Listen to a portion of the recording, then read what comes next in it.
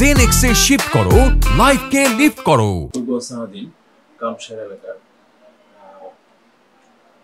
ভিক্টিমের মা থানায় তার প্রাপ্তবয়স্ক মেয়েকে দীর্ঘদিন যাবৎ বিয়ের প্রলোভনে ধর্ষণ করা হচ্ছিল। এই বিষয়ে অভিযোগ পেয়ে আমরা ঘটনার তদন্ত করে প্রাথমিক সতর্ক হওয়ায় উক্ত বিষয়ে মামলা রুজু করি এবং মামলা রুজুর প্রেক্ষিতে আসামিকে গ্রেপ্তার করি। তার বিরুদ্ধেও মামলা রুজু করে যথাযথ আইনের পক্ষে আদালতে প্রেরণ করা হচ্ছে। বড়াবো এলাকার বড়াবো কবরস্থান এলাকার জনৈক জুলহাসের বাড়ির সামনে ভিকটিম আফসানা, তার বয়স 7 বছর, সে খেলা করছিল।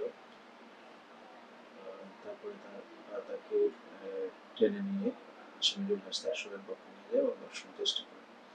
এই বিষয়ে